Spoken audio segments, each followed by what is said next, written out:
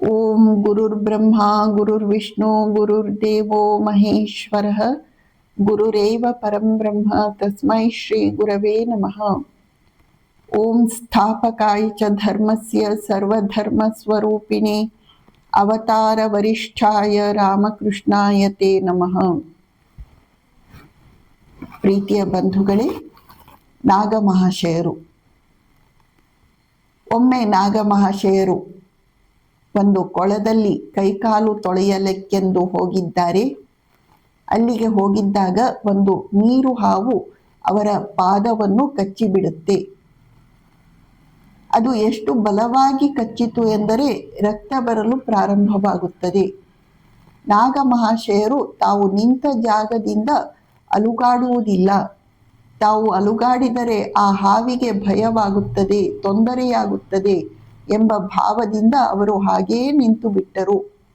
ಹಾವು ಹೊರಟು ಹೋದ ಮೇಲೆ ತಾವು ಮೇಲಕ್ಕೆ ಹತ್ತಿ ಬರುತ್ತಾರೆ. ಅವರ ಪತ್ನಿ ಚಿಂತಿತರಾದಾಗ ಅವರು ಹೇಳುತ್ತಾರೆ, ನೀನು ಇಷ್ಟು ಚಿಂತಿಸಬೇಕಾಗಿಲ್ಲ, ಅದು ನೀರು ಹಾವು, ಅದರಿಂದ ಯಾವ ತೊಂದರೆಯೂ ಆಗುವುದಿಲ್ಲ.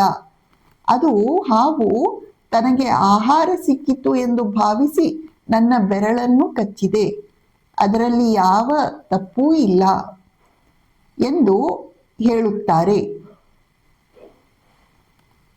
ಯಾರು ಭಗವಂತನನ್ನು ಪ್ರೀತಿಸುತ್ತಾರೆಯೋ ಭಗವಂತ ಅವರನ್ನು ಪ್ರೀತಿಸುತ್ತಾನೆ. ಭಗವಂತನ ಪ್ರೀತಿ ಪಾತ್ರನಾದ ವ್ಯಕ್ತಿಯನ್ನು ಸಮಾಜದ ಪ್ರತಿಯೊಬ್ಬರೂ ಗೌರವಿಸುತ್ತಾರೆ, ಪ್ರೀತಿಸುತ್ತಾರೆ.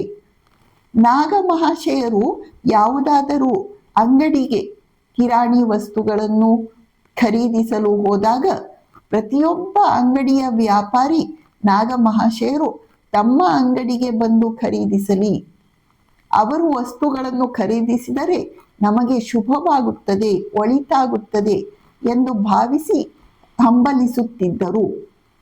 ನಾಗಮಹಾಶಯರು ಯಾವ ಅಂಗಡಿಗೆ ಹೋದರೂ ಕೂಡ ಎಲ್ಲೂ ಚರ್ಚೆಯನ್ನು ಮಾಡುತ್ತಿರಲಿಲ್ಲ ಮತ್ತು ತಾವು ವಸ್ತುಗಳನ್ನು ಖರೀದಿಸಿ ಹಣವನ್ನು ಕೊಟ್ಟ ಮೇಲೆ ಮತ್ತೆ ಚಿಲ್ಲರೆಯನ್ನು ವಾಪಸ್ಸು ಪಡೆಯಲಿಕ್ಕೂ ಅವರು ಹೋಗುತ್ತಿರಲಿಲ್ಲ. ಆದರೆ ಅಂಗಡಿಯವರು ಮಾತ್ರ ಇವರ ಸಾಧುತ್ವವನ್ನು ಗುರುತಿಸಿ ಇವರಿಗೆ ಸ್ವಲ್ಪ ಹೆಚ್ಚು ವಸ್ತುಗಳನ್ನೇ ಕೊಟ್ಟು ಬಿಡುತ್ತಿದ್ದರು, ಅಥವಾ ಅವರನ್ನು ಬಹಳ ಗೌರವದಿಂದ ಪ್ರೇಮದಿಂದ ನೋಡಿಕೊಳ್ಳುತ್ತಿದ್ದರು. ಅವರಿಗೆ ಯಾವುದೇ ವಸ್ತುವನ್ನು ಕಡಿಮೆ ದರಕ್ಕೆ ಮಾರಾಟ ಮಾಡುತ್ತಿದ್ದರು. ನಾಗಮಹಾಶಯರಿಗೂ ಅವರಿಗೆ ಹೆಸರು, ಕೀರ್ತಿ ಅವೆಲ್ಲ ಇಷ್ಟ ಇರಲಿಲ್ಲ. ಇವರು ಪ್ರಖ್ಯಾತರಾದ ಹಾಗೆ ದೇವಭೋಗ ಗ್ರಾಮಕ್ಕೆ ಅನೇಕ ಭಕ್ತರು, ಸಂದರ್ಶಕರು ಬರಲಾರಂಭಿಸಿದರು. ಅದರಿಂದ ಅವರ ಏಕಾಂತಕ್ಕೆ ಅಡ್ಡಿಯಾಯಿತು. ಆ ರೀತಿ ಆದಾಗಲೆಲ್ಲ ಅವರು ಇದ್ದಕ್ಕಿದ್ದ ಹಾಗೆ ಕೋಲ್ಕತ್ತಕ್ಕೆ ಹೊರಟು ಬಿಡುತ್ತಿದ್ದರು. ಕೋಲ್ಕತ್ತಕ್ಕೆ ಹೋಗಿ ಮೊದಲು ಕಾಳಿಘಾಟ್ ಕಾಳಿಯ ದರ್ಶನವನ್ನು ಮಾಡಿ ಬರುತ್ತಿದ್ದರು. ಅನಂತರ ತಮ್ಮ ಮನೆಗೆ ಹೋಗಿ ತಮ್ಮ ಗಂಟು ಮೂಟೆಯನ್ನು ಇಟ್ಟು ಗಿರೀಶ್ ಚಂದ್ರ ಘೋಷ್ನ ಮನೆಗೆ ಹೋಗುತ್ತಿದ್ದರು.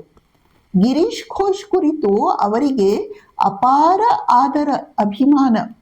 ಅವರು ಹೇಳುತ್ತಿದ್ದರು, ಗಿರೀಶನಲ್ಲಿ ಅತ್ಯಂತ ಸೂಕ್ಷ್ಮ ಬುದ್ಧಿ ಇದೆ, ಅವನ ಜೊತೆಯಲ್ಲಿ ನಾವು 5 ನಿಮಿಷ ಇದ್ದರೂ ನಾವು ಮಾಯೆಯಿಂದ ಪಾರಾಗುತ್ತೇವೆ.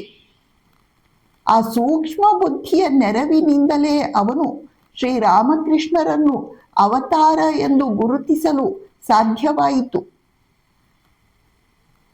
ನಾಗಮಹಾಶಯರು ಗಿರೀಶನನ್ನು ಗೌರವಿಸುತ್ತಿದ್ದಂತೆ ಗಿರೀಶನು ನಾಗಮಹಾಶಯರ ಕುರಿತು ಅಪಾರ ಪ್ರೇಮ, ಅಭಿಮಾನ, ಗೌರವ ಭಾವವನ್ನು ಹೊಂದಿದ್ದನು. ಗಿರೀಶನಿಗೆ ನಾಗಮಹಾಶಯರಿಗೆ ತಾನು ಏನನ್ನಾದರೂ ಉಡುಗೊರೆಯಾಗಿ ಕೊಡಬೇಕು ಎಂದು ಆಸೆ. ಆದರೆ ಅವರು ಸ್ವೀಕರಿಸುವುದಿಲ್ಲವಲ್ಲ ಎಂದು ಸುಮ್ಮನೆ ಕಾಲವನ್ನು ಮುಂದೂಡುತ್ತಿದ್ದ.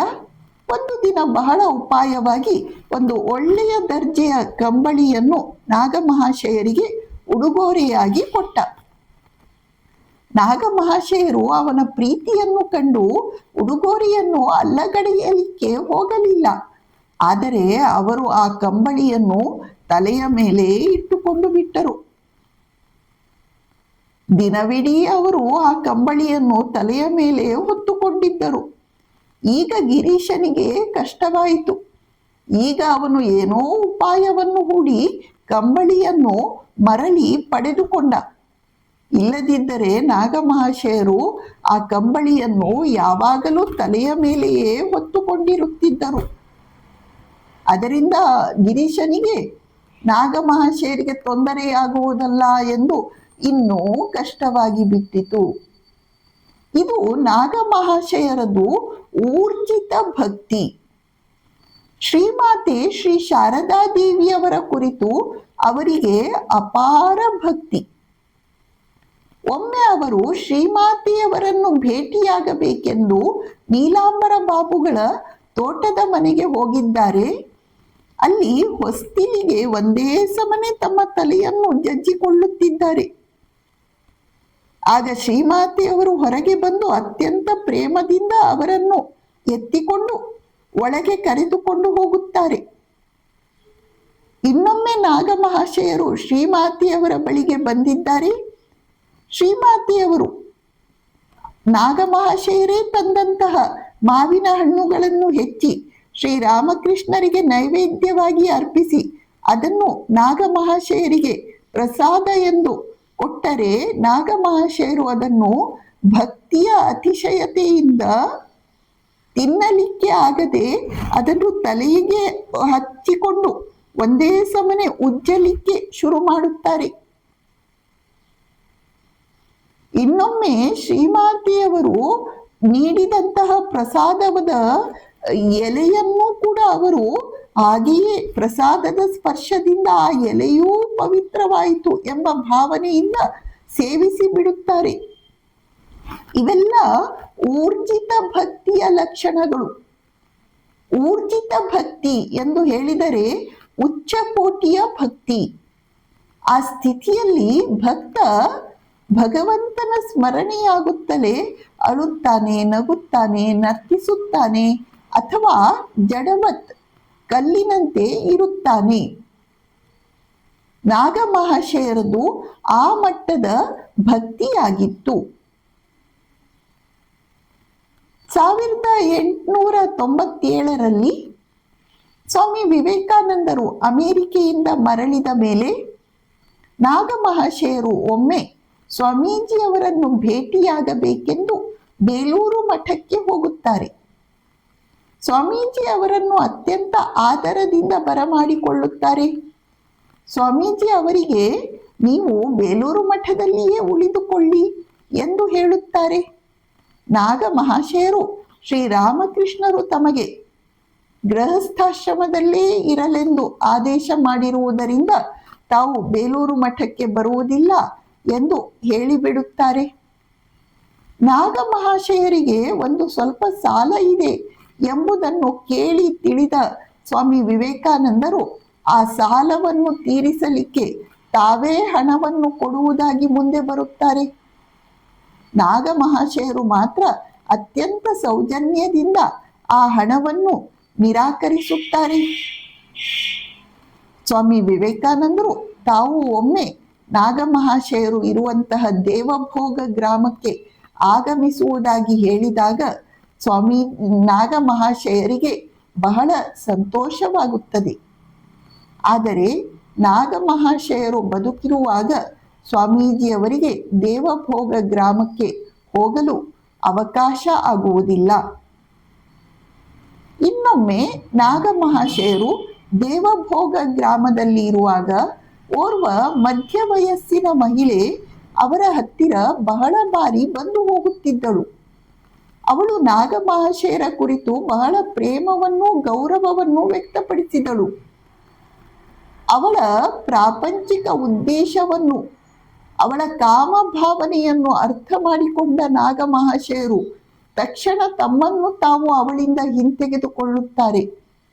ಅಲ್ಲದೆ ಹೇಳುತ್ತಾರೆ, ಈ ಹೊಲಸು ಶರೀರವನ್ನು ನಾಯಿ ಈ ನಾಯಿ ಹದ್ದುಗಳೂ ಇಷ್ಟಪಡುವುದಿಲ್ಲ. ಅಂಥದ್ರಲ್ಲಿ ಈ ಮಹಿಳೆ ಈ ಶರೀರಕ್ಕಾಗಿ ಹಾತೊರೆಯುತ್ತಿದ್ದಾಳಲ್ಲ ಎಂದು ಹೇಳಿಬಿಡುತ್ತಾರೆ.